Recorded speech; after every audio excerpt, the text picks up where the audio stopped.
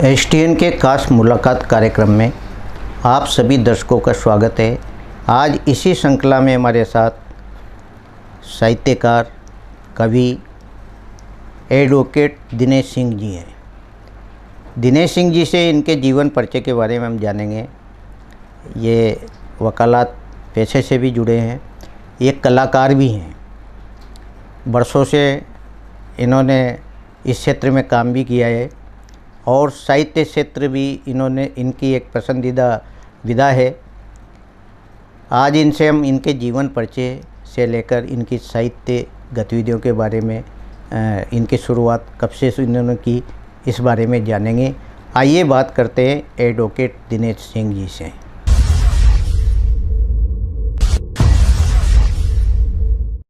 दिनेश सिंह जी, आपका हमारे स्टूडियो में बहुत बहुत स्वागत है। धन्यवाद। दिनेश सिंह जी, सबसे पहले तो हमारे दर्शकों को आप अपने जीवन परिचय के बारे में बताएं। शिक्षा वगैरह आपकी कहाँ हुई और कब से आप वकालत व्यवसाय से जुड़े, और उसके अलावा भी आप में कई विधा है छुपी हुई है, उसके बारे में दर्शकों को बताएं। मेरा जन्म 31 जुलाई 1961 को झालावाड़ में हुआ और मेरी 7वीं क्लास तक झालावाड़ ज़िले में ही शिक्षा पूरी हुई। विभिन्न जगह, क्योंकि पिताजी पुलिस में थे तो ट्रांसफ़र होते रहे जी। और हमारी शिक्षा चलती रही। उसके बाद बूंदी में मेरी मिडिल और 9th कंप्लीट हुई। फिर 10th मेरी 12 ज़िले में नाहरगढ़ में हुई और इस तरह करके 11th मल्टीपर्पज़ में हुई। फिर 12 चले गए, फर्स्ट ईयर वहाँ से किया और बाकी जो ग्रेजुएशन है, पोस्ट ग्रेजुएशन है, बीएड है, एलएलबी है, डीएलएल, वो सब कोटा में रहकर की है। जी। जब शुरू से ही मेरा संपर्क जाने माने कवियों के बीच में रहा, उनसे रहा। सबसे पहले कवियों में धन्नालाल सुमन 78 में मेरे संपर्क में आए थे। जी। फिर उसके बाद उनसे के माध्यम से सभी कवियों से धीरे धीरे जुड़ते चले गए। पंडित विश्वेश्वर जी जो गीतकार थे, सन्यासी, दुनियादारी, कई फिल्मों के उन्होंने, वो उनसे मेरे संपर्क बने, वो उनका आना जाना हुआ, मुझे काफ़ी स्नेह देते थे। जी। बाद में मैंने जब एक रिश्तेदार की कैंसर से 81 में जब डेथ होते हुए देखी, मुझे उनकी सेवा करने का मौका मिला था, महिला का। जी। तो जब वो तड़पती थी तो मेरे मन में का जो ऐसा होता था, जो रचनाकार था कि इस घटना पे, क्योंकि मैं 2-2, 3-3 दिन तक सो नहीं पाता, बेहोश होती थी, तो मैंने लिखना शुरू किया। जी जी। धीरे धीरे लिखता हुआ चला गया, संपर्क में आता चला गया। फिर संयोग से एक दिन प्रेम का मेरे घर पे आना हुआ, उनसे मेरा परिचय हुआ। उन्होंने मुझे भारतेंदु समिति ले जाना शुरू किया। बहुत बढ़िया। भारतेंदु समिति, वो सिर्फ मेरे साथ में मेरा साथ देने के लिए मैं उनके निवास पे जाता, वहाँ से वो मुझे लेके जाते। 2-4 बार हो गए और कहा कि अब आपको आना है। बिल्कुल। उसके बाद निरंतर लिखते रहे, पढ़ते रहे। फिर वकालत में आ गए। मैं अक्टूबर 1990 से कोटा में और राजस्थान उच्च न्यायालय में 91 से वकालत कर रहा हूँ निरंतर। जी जी। इस तरह करके चलता रहा। लेकिन मेरा व्यस्त समय होने के बाद भी मैंने इन विधाओं में, काव्य विधाओं में या अन्य कई गतिविधियाँ थी, सांस्कृतिक गतिविधियाँ थी, उनमें साथ दिया। मेरा एक मित्र था नरेंद्र शर्मा, जो एनडी के नाम से जाना जाता था। हम दोनों ने मिलकर एक ग्रुप बनाया था, प्रिंस एनडी ग्रुप। जी। तो वो दशहरे में प्रोग्राम दिया करते थे, बाहर से कलाकार आया करते थे। श्रेया घोषाल जैसों का हमसे संपर्क रहा उस दौर में, और भी कई आर्टिस्ट थे जिन्होंने जाके नाम कमाया। और कई बातें थी। मैंने जनहित याचिकाओं के माध्यम से भी लोगों को न्याय दिलाने का प्रयास किया, अपने वकालत में रहा। जी जी। ये आप लोग देखते होंगे कि ये जो अपने इस फ्लाईओवर पे एक स्टैचू लग रही थी राजीव गांधी जी की, जी जी तो बीच में वो जो प्रोसीजर और बाईलाज हैं उनके अगेंस्ट थी, उसको मैंने ही हटवाया। बिल्कुल। और हटवाने के बाद में PIL लगा लोगों के कई एरिया को, जैसे हॉस्पिटल वाला एरिया है उसको मतलब न्यूसेंस रहित एरिया डिक्लेयर करवाया, जी जी यहाँ पर आम सभाएं वगैरह या कोर्ट पर प्रेमाइसेस जो है। जी उसके बाद भी चलता रहा और इस तरह करते धीरे धीरे धीरे चलता रहा। और काव्य विधाओं से विभिन्न से कोई मित्र मिल गए तो गायकी से जी इस तरह से जुड़ते चले गए। आज भी कोशिश कर रहे हैं, 63 साल के हो गए, लेकिन मतलब वर्तमान समय में हर आदमी तनावग्रस्त है। बिल्कुल, बहुत बड़ा। तनाव का दो ही रास्ता है, या तो वो उपचार लेता रहे, डॉक्टर के पास जाए उपचार लेगा, लेकिन वो स्थायी हल नहीं है। आज बिल्कुल। न्यूरो प्रॉब्लम होती क्यों होती है? इसलिए होती है कि वो दवा ले लेते हैं, नशे की दवा ले लेते हैं, एडिक्शन हो जाता है, एंजाइटी होना शुरू हो जाती है। लेकिन हमारे वैदिक युग से और सनातन धर्म और भारतीय संस्कृति ने हमें तनाव मुक्त करने के लिए कई साधन दिए। आज संगीत है, जी हमें देखते हैं हर देवता के पास में एक वाद्य यंत्र है। बिल्कुल। महादेव जी के पास है, दुर्गा माता के पास है, कृष्ण के पास है, सरस्वती के पास है, जितने भी देवी देवता हैं एक वाद्य यंत्र इनके पास है। बिल्कुल। वो किस लिए? अपना आक्रोश व्यक्त करना है। आज तांडव नृत्य महादेव जी का, बिल्कुल। गुस्सा क्रोध करने के लिए, सब तरह के हर अवसर पर अपने भाव और अभिव्यक्ति के लिए कुछ न कुछ दिया गया है। लेकिन हम उस चीज़ से हट गए। बिल्कुल। हमने अपने मोबाइल का, फेसबुक का, इंस्टाग्राम का, व्हाट्सएप का, यानी जो परंपरागत थे उनसे हट गए। हटते हम तनावग्रस्त हो गए। रोज़ समाचार पत्रों में पढ़ते हैं कि हम लोग मानसिक रूप से विकृत होते जा रहे हैं। बिल्कुल। यहाँ तक कि जिस वैज्ञानिक ने सेल फोन का आविष्कार किया था उसका स्टेटमेंट कुछ ही महीनों पहले था। वो कहता, उसने कहा था कि मैंने हर आदमी का 8 घंटा बर्बाद कर दिया है। अगर सेल फोन, मोबाइल फ़ोन को नष्ट भी कर दिया जाए तो मुझे दुख नहीं होगा। बहुत बढ़िया। आज हमारे बच्चों का हाल ये है, हम आए दिन पढ़ते हैं कि हार्ड हीयरिंग यानी बहरापन। बिल्कुल। कहीं ना कहीं हर अस्पताल में 8-10 बच्चे ऐसे आते हैं जो ईयरफोन वगैरह यूज़ करते हैं। यानी नए जो बच्चे, जरा से बच्चे, उनको सबसे बड़ी प्रॉब्लम हो रही है कि पलकें झपकना बंद हो गई। बहुत सही कह रहे हैं आप।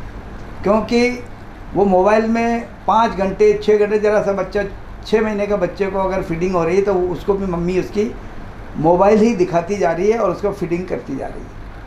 तो ये जो बुराइयां हैं, जी जी, हमारी साहित्यिक गतिविधियों से हमें जुड़ना पड़ेगा। कई है, हमें वापस, आज स्वामी विवेकानंद ने कहा था कि वेदों की तरफ लौटो।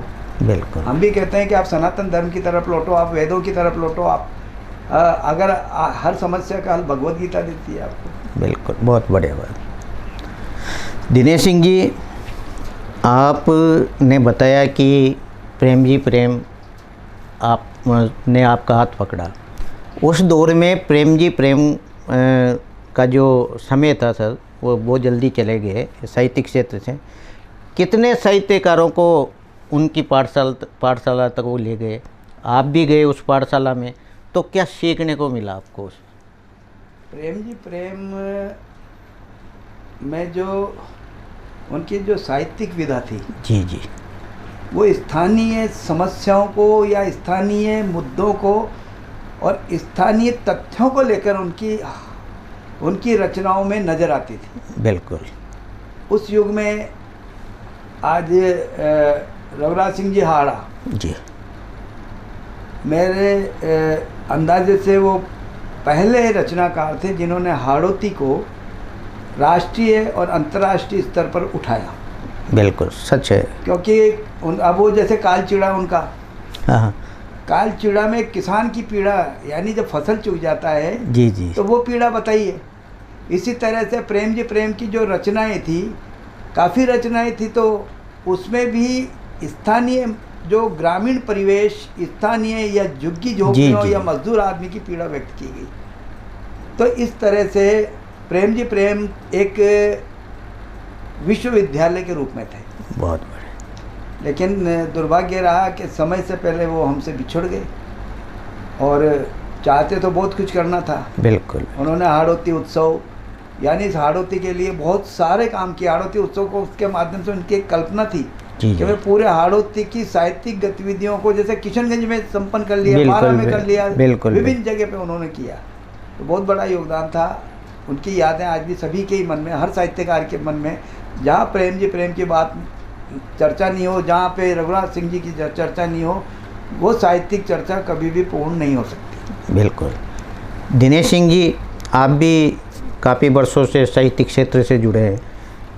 आज जो पहले आप बता रहे हैं कि एक पाठशाला हुआ करती थी भारतेंदु समिति, आज भारतेंदु समिति का रोल शायद ख़त्म सा हो गया है इस दौर में, क्योंकि पहले आप जब जाते होंगे तो यानी हर साप्ताहिक गोष्ठियाँ हुआ करती थी, नए नए नवोदित जो साहित्य काव्य लिखने वाले उनसे कुछ सीखते थे और वह आप लोगों को संबल भी देते थे। आज ये गतिविधियां जब ऐसी ख़त्म हो गई तो साहित्यकार आगे नहीं आ पा रहे, या लिख रहे हैं तो गांव तक ही सीमित हैं, यानी वह अपनी लेखनी को वरिष्ठ लोगों तक नहीं पहुंचा पा रहे। तो ये वर्तमान जो दौर है साहित्य के लोगों का, इसके लिए ऐसा केंद्र आगे आना चाहिए कि नहीं आना चाहिए? भारतेंदु समिति में जब प्रेम जी प्रेम जब सबसे पहले मुझे मिले जी, उन्होंने कहा कि आप काव्य गोष्ठियों में जाया करो। मुझे उस दौर में ये पता ही नहीं था कि काव्य गोष्ठी कहाँ होती है। अच्छा। प्रेम जी प्रेम ने कहा कि आप मेरे घर आना उस जगह और मैं बताऊँगा काव्य गोष्ठी कहाँ होती है, कैसे होती है। जी, मैं वहाँ पर जाने लगा। लेकिन साहित्यकारों की प्रकृति में भी उस दौर से लेके आज तक परिवर्तन हो गया।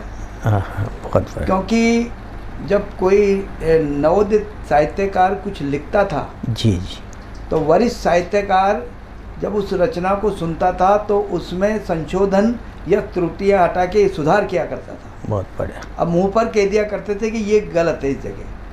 तो वो साहित्यकार जो नवोदित साहित्यकार है वो भी उत्साहित रहता था कि ये सुधार होना चाहिए। तो एक वर्कशॉप के रूप में भारतेंदु समिति में काम हुआ करता था। लेकिन आज के टाइम क्या है कि साहित्यकार, वास्तविकता ये है कि साहित्यकार जो ज़्यादातर लिख रहे हैं या तो पैरोडियों से प्रभावित हैं वो जी जी, और इधर तोड़ मोड़ इधर करकुरा के, या किसी भी एक आइडल आदर्श जो है उससे प्रभावित हैं। मतलब अपने स्तर पर वो कुछ भी लिख नहीं पा रहे हैं। इसके अलावा अगर कोई साहित्यकार कहता है कि इस जगह आपकी यह त्रुटि है तो वो उस नवोदित साहित्यकार को अच्छा नहीं लगता है। और सही बात। और आज के टाइम पे जो इस तरह के लोग हैं, एक पीढ़ी ऐसी डेवलप हुई है जो नवोदित साहित्यकार लिखता है तो उसकी तरफ मतलब व्यंग्यात्मक हंसी हंसते हैं वो। बिल्कुल बिल्कुल सही कह रहे हैं आप, बिल्कुल सही है बात। दिनेश जी, आपने भी साहित्य लिखा, तो किन किन विधाओं में आपने लिखा? मैं रोज़ सुबह 4 बजे उठ के जी, अब 5 बजे के आसपास निवृत्त होकर जी 6 लाइनें रोज लिखता हूँ। बहुत बढ़िया।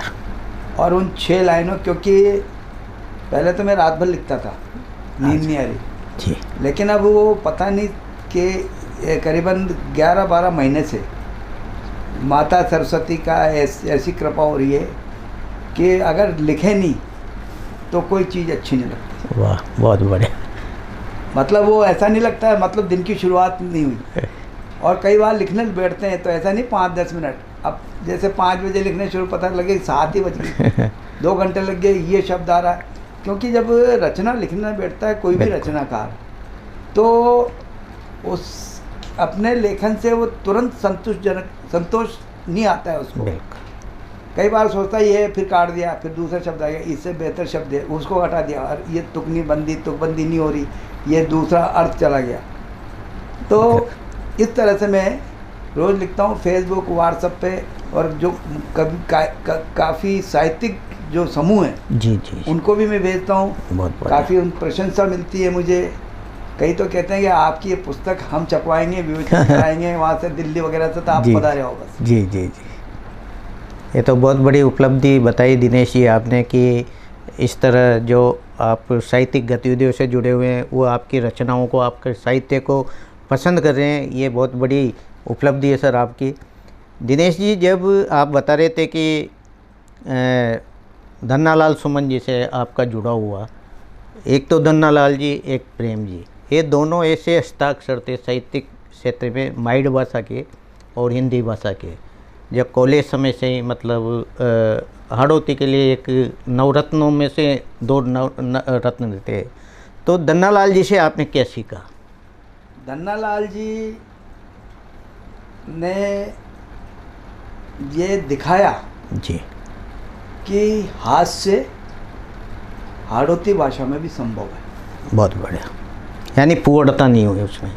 क्योंकि धन्नालाल जी भी स्थानीय जो छोटे छोटे घटनाएं होती थी, जी जी जी, जैसे तारज का कवि सम्मेलन उनका, हाँ, उनके वो सगाई वाले आए, उनकी ये 12 के डोल, बिल्कुल, तो किशनगंज की रामलीला, किशनगंज की रामलीला, जो इतने सारे काफ़ी थी। तो वो जी, क्या जी। है, वही एक ऐसा रचनाकार था जिसने, दुनिया में कहूँगा मैं, कि हाड़ौती भाषा के माध्यम से हास्य को जन्म दिया। बहुत खूब। तो उन्होंने बाद में पीएचडी भी की। पीएचडी की उन्होंने, जो स्थानीय लोक देवी देवता थे उन पे की, बीजक वगैरह था उन पे की, और आध्यात्मिक रूप से वो, मतलब उनकी प्रवृत्ति अंतिम उसमें जाकर पूरी तरह से आध्यात्मिक हो गई थी, विरक्ति पैदा हो गई थी, वैराग्य उत्पन्न हो गया था, तो भजनों की तरफ रुक कर गए थे, कबीर पंथी से हो गए थे वो, कबीर पंथी हो गए थे। लेकिन जब वो मंच पे जाते थे और अपनी बात वो आध्यात्मिक रूप से कहते थे उस टाइम पे, क्योंकि धन्नालाल जी जैसे ही खड़े होते और कह देते ना, इसमें पब्लिक को हंसना शुरू कर देती थी। और कई बार तो वो जो गंभीर रचनाएं पढ़ते थे तो कहते थे वो कि यार हंसो मत हो यार, या तो गंभीर रचना से या कोई चुटकुला थोड़ी पढ़ते तुम, यानी अपने आप ही हंसी निकलती थी। तो लेकिन उनकी कमी कोई पूरी नहीं कर पाया। ये बात तो सही है। दिनेश जी, आपने भी काव्य रचना लिखी, हमारे दर्शकों को सुनाया। गोपियों की प्रीत में, गोपियों की प्रीत में अब वो कशिश नहीं होती। वाह। गोपियों की प्रीत में अब वो कशिश नहीं होती, अब बांसुरी राधा रानी की क्यों सोत नहीं होती। अरे वाह, क्या खूब बात। गोपियों की प्रीत में अब वो कशिश नहीं होती, अब बांसुरी राधा रानी की क्यों सोत नहीं होती, यमुना तट पर अब कालिए भुजंग ही पलते हैं। वाह, क्या व्यंग्य है। तट पर अब कालिए भुजंग ही पलते हैं, शीतल पावस बूंदों से कदम और वृंदा जलते हैं। वाह वाह। रसखान सूरदास के दोहे, रसखान सूरदास के दोहे पृष्ठ पर गल जाते हैं, पृष्ठ पर गल जाते हैं, उद्धव बने सखा जब गोपियों को छल जाते हैं। वाह वाह। उद्धव बने सखा जब गोपियों को छल जाते हैं। और एक आपने भी देखा होगा जी कि शिक्षा का क्या स्तर है। मेरी शिक्षा भी गांव के परिवेश में गुजरी। बिल्कुल। आप जो आज कॉन्वेंट वाले, बिल्कुल, कॉन्वेंट वाले जो विद्यार्थी है, आज का युग ऐसा आ गया, जी, शिक्षा के 4 आधार हैं। पहला है विद्यार्थी। बिल्कुल, विद्यार्थी आज विद्या की अर्थी निकाल रहा है। सही है बात। दूसरा है शिक्षक। जब हम देखते हैं परीक्षाओं में, बीएड में चीटिंग, एसटीसी में चीटिंग, बिल्कुल, परीक्षाओं में सफलता है, तो आजकल सभी को कोई एमए बीएड एमएड आता तो कहते इसकी शक है, इसकी योग्यता पर, बच्चे की योग्यता पे शक। बिल्कुल। तो शिक्षक हुआ जिसकी सीख पर शक। बहुत बढ़िया बात, बहुत अच्छी बात। तीसरा है पेरेंट्स। पेरेंट्स की भूमिका क्या होगी? पेरेंट्स उसको कहने लग गए, हम शिक्षा जगत में आके जो कि रेंट दे रहा है, बिल्कुल। Who is paying rent. तो हम देखते हैं बाहर से बच्चे आते हैं, रेंट पे रहते हैं, पिताजी आके उनके वो रेंट दे रहे हैं, यहाँ रेंट दे रहे हैं, तो पेरेंट हो गए। चौथा है शासन, जिसको एजुकेशन से कोई मतलब नहीं। बिल्कुल सही कह रहे हैं आप। वो शवासन में है। यहाँ पर दुनिया में सबसे ज़्यादा बजट शिक्षा पे बनता है रक्षा से पहले, स्वास्थ्य पे बनता है रक्षा से पहले। हमारे यहाँ पता ही नहीं है कि शिक्षा पे क्या हुआ, कोई नए परिस्थिति के अनुसार कोई। तो मैंने एक व्यंग लिखा है। बिल्कुल बिल्कुल, सुनाइए आप। उन दिनों की याद करते हैं। जी जी। पीपल छाँव में बैठाने वाले विद्यालय की। वाह क्या बात। पीपल छाँव में बैठाने वाले विद्यालय की शीतल हवा यह तन भूल नहीं पाया है। एसी में पढ़ते हैं बच्चे, बिल्कुल बिल्कुल, उनको गर्मी लगती है।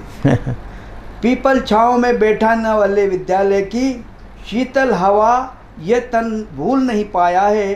टाट पट्टी, गुरुजी का बेत, बीवरी का कांच से जलने यादों को सहलाया है। वाह, पुरानी जो शिक्षा पद्धति। टाट पट्टी, गुरुजी का बेत, बीवरी का कांच से जलने यादों को सहलाया है। स्लेट सफाई का थूक वाला गुप्त तरीका। थूक लिया, स्लेट को साफ कर लिया। स्लेट सफाई का थूक वाला गुप्त तरीका। बत्ती का स्वाद, बत्तियां खाते। बिल्कुल। स्लेट सफाई का थूक वाला गुप्त तरीका। बत्ती का स्वाद अब भी रसना पे जड़ा है। हम नहीं भूल पाए आज। बिल्कुल बिल्कुल। अब भी रसना पे जड़ा है। मुर्गा बनना, कान पकड़ बैठक, टांगा टोली, सखाओं की सीखों से मेरा कद ही बड़ा है। वाह। ये थे, स्कूल नहीं गए तो साथी आ जाते थे, टांगा टोली करके ले जाते बिल्कुल बिल्कुल। घर से। उस समय पेरेंट्स कुछ नहीं कहा करते थे। मुर्गा बनना, कान पकड़ बैठक, ये योगा थे। कान पकड़ना यानी ये पॉइंट ऐसे थे। बिल्कुल बिल्कुल। जो एक मुर्गा बनना, कान पकड़ बैठक, टांगा टोली, सखाओं की सीखों से मेरा कद बड़ा है। सीखे सबक डेस्क से, सीखे सबक डेस्क से मुझे आगे बढ़ा रहे हैं। वाह। सीखे सबक डेस्क से मुझे आगे बढ़ा रहे हैं। डंबल की ठक-ठक, डंबल लेजिम हुआ करता। जी जी। डंबल की ठक-ठक, लेजिम की झनकार, सुर, लय, सरगम और वाद्य को चिढ़ा रहे हैं। बहुत बढ़िया, क्या व्यंग्य है ये। नदी में मिले खंडित शनिदेव की मूर्ति को। मैं जब गया तो मुझे नदी में पचपाड़ में शनिदेव मिल गया, जो मुझे अच्छा लगा, जब कर ले आया। नदी में मिले खंडित शनिदेव की मूर्ति को घर लाने पर शनि प्रकोप के बहाने डराना। हाँ, बहुत। माता जी ने डरा दिया। नदी में मिले खंडित शनिदेव की मूर्ति को घर लाने पर शनि प्रकोप के बहाने डराना। शाबाशी के बजाय माताजी के भजन सुन वापस नदी में प्रवाहित कर डरते घर आना। बहुत। पर समझ नहीं पाया मेरा अबोध बचपन, पर समझ नहीं पाया मेरा अबोध बचपन, पर समझ नहीं पाया मेरा अबोध बचपन। देव को भी आस्था को यूँ परिभाषा देते हैं। पूजा, कर्मकांड, आडंबर, दान दक्षिणा ही भाग्य, शांति और मोक्ष यूँ अभिलाषा देते हैं। बहुत बढ़िया। सीख दी मार साहब ने, मार साहब, सीख दी मार साहब ने, उसे ही सिखा रहा हूँ जिसे टूटी बद्दी की पिन ने भी नहीं छिपाया। वाह। बद्दी टूट जाती थी। बिल्कुल बिल्कुल। सीख दी मार साहब ने, उसे ही सिखा रहा हूँ जिसे टूटी बद्दी की पिन ने भी नहीं छिपाया, पतली और मोटी किताबों में ढूंढते जिसे, उस प्रेरणा को किसी ने भी नहीं छपवाया। जो प्रेरणाएं मिला करती किसी ने भी नहीं छपवाया। रोटी के कपड़े, रोटियां कहाँ लंच बॉक्स थे जी, कपड़ों में बांधे। रोटी के कपड़े और थैले की वो तेलीय गंध, अचार डल जाता था, बिल्कुल, सब्जी डल जाती थी तो स्मेल आती थी। रोटी के कपड़े और थैले की वो तेलीय गंध समाई है कॉपी किताबों और सांसों में है, मुल्तानी मिट्टी पुती तख्ती, वाह, बरू की कलम, पुट्ठे, अबरी, फोटो फ्रेम बसे मेरी आंखों में, वाह, सिनरी की नाव, उगता सूरज, उड़ते पक्षी, डिजिटल फोटोग्राफी के ग्राफ को घटाते ही है, स्याही टिकड़ी, वाह, स्याही के हाथ और छींटे, बेदाग छवि को हर कलंक से बचाते ही हैं, वाह, होल्डर का नोकदार, चमकीला वो जीनिब, होल्डर का नोकदार, चमकीला वो जीनिब, विरहणी दवात में जब भी डूबा है। दवात विरहणी है बिल्कुल, कि कब डूबेगा। विरहणी दवात में जब भी डूबा है, सुनकर ही सुवर्णी बोहेम रॉयल पेन बैरल, दुनिया का सबसे महंगा पेन होता है, वाह, सुनकर ही सुवर्णी बोहेम रॉयल पेन बैरल, सुनहरी रोशनाई संगे फिर भी उबा है। बाल सभा, टूर्नामेंट, स्काउटिंग उत्सव ने मेरी भागीदारी को दिया था आत्मसंबल, अनुशासनहीन पर्व उत्सव और जल से भोंडेपन और अश्लीलता को देते बल। अब वर्तमान में बिल्कुल, देते बल, अनुशासनहीन पर्व उत्सव और जल से डिस्को, अश्लील गाने, बालिकाओं के वस्त्र गायब और रिकॉर्ड डांस हो रहा है। अनुशासनहीन पर्व उत्सव और जल से भोंडेपन और अश्लीलता को देते बल, स्कूल की क्यारियों में उगे मेथी पालक, वाह, स्कूल की क्यारियों में उगे मेथी पालक, जल झारे कुदाल की भगाते थे बदहाली, सुई धागा कैंची लई से सनी उंगलियां, उद्योग अंक प्रगति पत्र को देते थे खुशहाली। वाह, पेपर से पहले जब भी हनुमान मंदिर जाता, वाह, पेपर से पहले जब भी हनुमान मंदिर जाता, मन्नत मांगने रफ़ीक भी मेरे संग जाता था, मन्नत मांगने रफ़ीक भी मेरे संग जाता था, दोनों प्रसाद खाएं डोक लगा कर आते, मैं भी तो मस्जिद को सजदा करता था, कुंजी गाइड देख गुरुजी तमतमाते थे, ट्यूशन का नाम सुनकर पारा चढ़ जाता, लेकिन आज का दौर है पेपर लीक का। क्या लेकिन ट्यूशन का नाम सुनकर पारा चढ़ जाता, लेकिन आज का दौर है पेपर लीक का, परीक्षा से पूर्व पेपर हाथ में आ जाता, शिक्षा जगत वाले नेताओं की कठपुतली, शिक्षा जगत वाले नेताओं की कठपुतली, जो सियासी पंजों के इशारों पे खेल कक्ष क्रीड़ा मैदान सूने पड़े रहते हैं, शिक्षक बने राजा बाबू, शिष्य हुए बेकाबू, विद्या की अर्थी पर विद्यार्थी जताए हक, सरस्वती से लक्ष्मी की हुई सौदेबाजी, डिग्रियां उपाधियों पर लोग करते शक, प्राण रक्षार्थ अब एंटी हैंगिंग डिवाइस से, वाह, बहुत बढ़िया, प्राण रक्षार्थ अब एंटी हैंगिंग डिवाइस से, हर हॉस्टल संस्थान कोचिंग या ज्वाइंट, प्रार्थना प्रतिज्ञा भूले सरस्वती के पुत्र, विद्या मंदिर बने मनी कलेक्शन के पॉइंट। वाह वाह, क्या व्यंग्य एडवोकेट साहब, मज़ा आ गया। वर्तमान में जो देखा वो यही हो रहा है। प्रार्थना प्रतिज्ञा भूले सरस्वती के पुत्र, विद्या मंदिर बने मनी कलेक्शन के पॉइंट, शिक्षार्थ आगमन सेवार्थ गमन को भूल, पेरेंट्स महत्वाकांक्षा में चले जा रहे हैं, नौनिहालों की गर्दन फंसा रस्सी फंदों में, कॉन्वेंट के गेट पर हाथ मले जा रहे हैं। वाह, बहुत बढ़िया। जीवित पिताजी डेड हुए, डेड का मतलब है मरा हुआ, बिल्कुल। जीवित पिताजी डेड हुए, माँ हुई मम्मी, मम्मी होती वो हाँ भूत, बिल्कुल। जिसको मम्मी कहते हैं अपन। जीवित पिताजी डेड हुए, माँ हुई मम्मी, अनाथालय कॉन्वेंट हुए, विद्या हुई निकम्मी। हाँ, वैदिक शिक्षा को अब दो नए आयाम, वाल्मीकि तुलसी व्यास कबीर पढ़ो, नालंदा तक्षशिला विश्वविद्यालय को आर्यावर्त नक्शे में एक बार फिर गढ़ो। भारतीय की फिरंगी बेड़ियों को तोड़कर खंडित इंडिया को अखंड भारत बनाओ, खंडित इंडिया को अखंड भारत बनाओ, राष्ट्रीय पताका उठे, वंदे मातरम गाओ, कर्जनी शिक्षा पद्धति को तुरंत हटाओ। बहुत बढ़िया। एक व्यंग मैंने लिखा था, जो इंश्योरेंस होता है ना, जी जी जी। इंश्योरेंस होता है, एक जी। व्यंग है। एक भद्र पुरुष मेरे पास आया, एक भद्र पुरुष मेरे पास आया, नमन किया और मुस्कुराया। ये मेरी रचना, मेरे जो वकालत के अनुभव हैं, जी जी। जो बुजुर्गों की हालत आज की संतान कर रही है, अच्छा, उसी के ऊपर मैंने उससे भी प्रश्न पूछा। हाँ। एक भद्र पुरुष मेरे पास आया, ये इंश्योरेंस एजेंट। जी। एक भद्र पुरुष मेरे पास आया, नमन किया और मुस्कुराया, उसने परिचय में स्वयं को बीमा कंपनी का एजेंट बताया। वाह।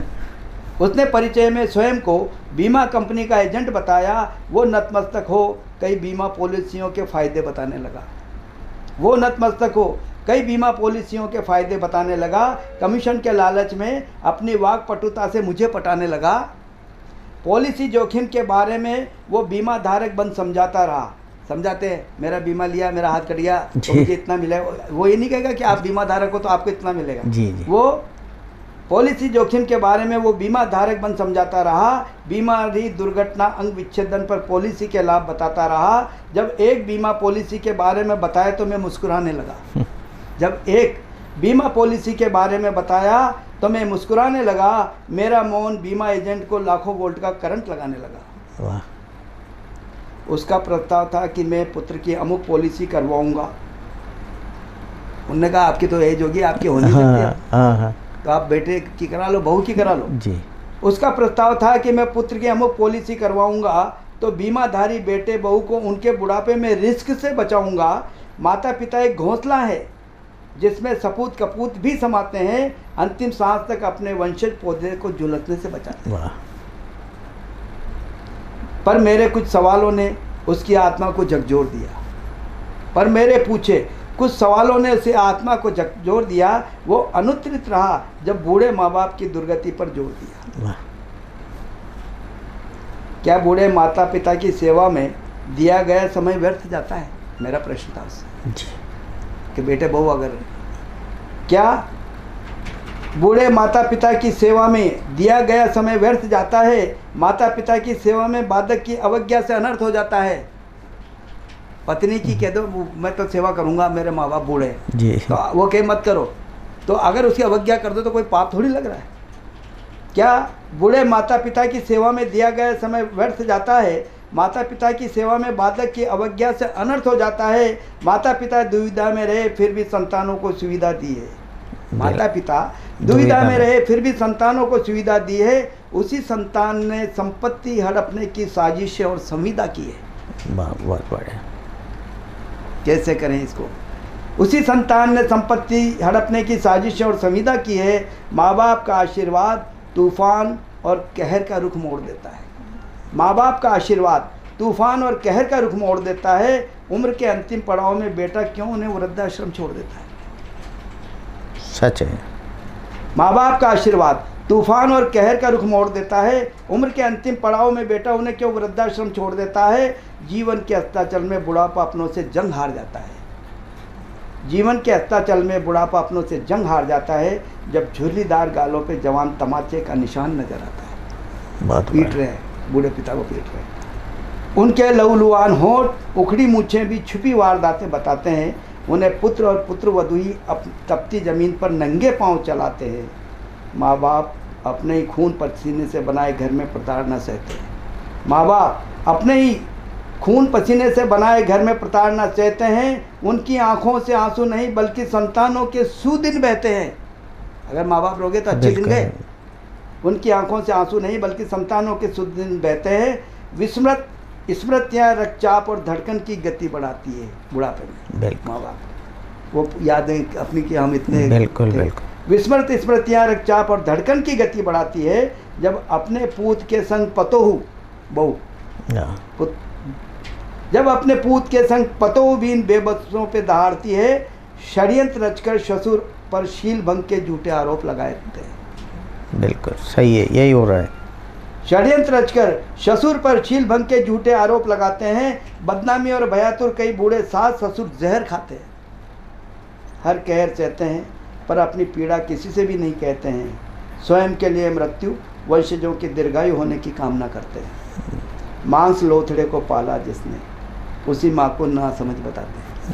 बहुत बड़े। मांस लोथड़े को पाला जिसने, उसी माँ को ना समझ बताते हैं। पढ़ा लिखा के एहसान नहीं किया, पिता ऐसे ताने सहते जाते हैं। ये बेटे करोड़ों के पैकेज पर विदेशों की ओर रुख मोड़ जाते हैं। ये बेटे करोड़ों के पैकेज पर विदेशों की ओर रुख मोड़ जाते हैं। कर्जदार माँ बाप को भंडारे और लंगरों के सहारे छोड़ जाते हैं। ये बेटे करोड़ों के पैकेज पर विदेशों की ओर रुख मोड़ जाते हैं। कर्जदार माँ बाप को भंडारे और लंगरों के सहारे छोड़ जाते हैं।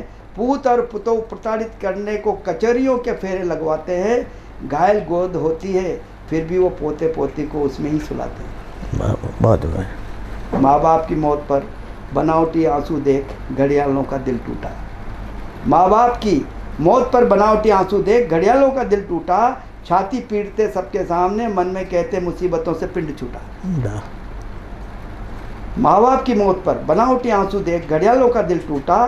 छाती पीटते सबके सामने, मन में कहते मुसीबतों से पिंड छूटा। माँ बाप ने सर्वस्व लुटाया, औलादों को दी सोने की सीढ़ी है। माँ बाप ने सर्वस्व लुटाया, औलादों को दी सोने की सीढ़ी है। माँ बाप से जो डरी हम अंतिम, माँ बाप से जो डरी हम अंतिम, संतान से जो डरी वो प्रथम पीढ़ी। बहुत बढ़िया। हम लास्ट अंतिम पीढ़ी है जो अपने माँ बाप से डरे। आज भी अपने माँ बाप अपने को पीटना शुरू कर दें, डांटना शुरू कर दें तो हम जवाब नहीं देंगे। बिल्कुल। और हमारे बच्चे भी हमें डांटते, सही है। हमारे बच्चे हमारी डांट नहीं सुनेंगे। और हम उन तो माँ बाप से जो डरी हम अंतिम, संतान से जो डरी प्रथम पीढ़ी है। मैंने पूछा एजेंट भाई आप ऐसी कोई बीमा पॉलिसी भी बताएं। मैंने पूछा एजेंट भाई आप ऐसी कोई बीमा पॉलिसी भी बताएं, बुढ़ापे की हर रिस्क कवर हो जिसकी किस्त बेटे बहू चुकाएं। बुढ़ापे की हर रिस्क कवर हो जिसकी किस्त बेटे बहू चुकाएं। काश ऐसा होता तो सभी माँ बाप बुढ़ापे में संरक्षित हो जाते। काश ऐसा होता तो सभी माँ बाप बुढ़ापे में संरक्षित हो जाते। संतति के स्वर्ण रथों के पहिए बूढ़े तनों को यूँ रोंद नहीं पाते। संतति के स्वर्ण रथों के पहिए बूढ़े तनों को यूँ रोंद नहीं पाते। बहुत बढ़िया व्यंग्य एडवोकेट साहब, बहुत बढ़िया रचना आपने सुनाई। दिनेश सिंह जी, आप में कला भी छुपी हुई है, आप एक कलाकार भी हो, तो ये कलाकारी जो ये विधा कब से आपके अंदर आई सर? विधा तो बचपन से ही होती है जी, है ना। यानी आज कोई कलाकार होता है तो ये जरूरी नहीं है उसका बेटा कलाकार हो। जी। बेचारे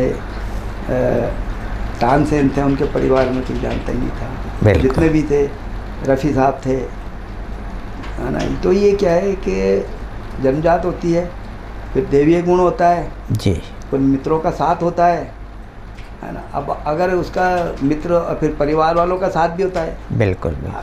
आज जैसे आदमी गीत गाना शुरू कर रहा और पिताजी ने शुरू से डांट दिया।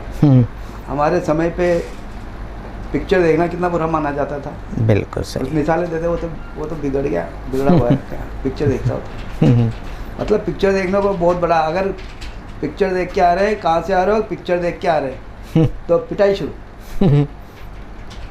क्या धार्मिक देखें, सामाजिक देखें, लेकिन उसको बुरा माना जाता था। बिल्कुल। तो हमारी उस महत्वाकांक्षा, उस भावना का, यानी पिक्चर देखना बुरी बात है, वो हमारे अंदर मतलब कूट के डाल दी पिताजी ने जी। तो लेकिन कई बार प्रोत्साहन मिलता है। बिल्कुल। जैसे हम थे, हमारे पिताजी भी उस ज़माने में इंटरमीडिएट इंग्लिश लिटरेचर थी, तो वो हमें आगे बढ़ाता था। बहुत बढ़िया। तो उन्होंने जैसे प्रेम जी प्रेम से मिला दिया, घर पे आए तो जी। इनसे मिलो, इनको सुनो। तो इस तरह की बातें थी। फिर मित्रों का साथ, मेरा सौभाग्य ऐसा रहा कि मित्र ही ऐसे मिले मुझे जो करीब करीब सारे ही इसी विधा से जुड़े हुए थे। जी। वकालत में आए तो अच्छे मित्र मिले जी। अच्छे हमारे गुरु मिले, और जब हाई कोर्ट में शुरू करी तो वहाँ धक्के खाते खाते मिले। कई तो हमारे साथी चीफ जस्टिस से उस दौर में रिटायर हो गए, हाई कोर्ट जज बन गए। तो यहाँ पर भी है, वकालत में अच्छा सम्मान मिलता है। बहुत बढ़िया। ये थे हमारे साथ एडवोकेट दिनेश सिंह जी। ये साहित्य गतिविधियों में भी इनका काफ़ी अच्छा रुझान है। ये कलाकार भी हैं और एक अच्छे वकील भी हैं। आज इन्होंने वकीलों की पीड़ा भी बताई और अपने व्यंग्य से समाज में जो कुरीतियाँ हैं उसके बारे में भी इन्होंने विस्तार से आप तक ये बात पहुँचाई। आज ये हमारे स्टूडियो में पधारे, आपका बहुत बहुत धन्यवाद। जय भारत। जय भारत।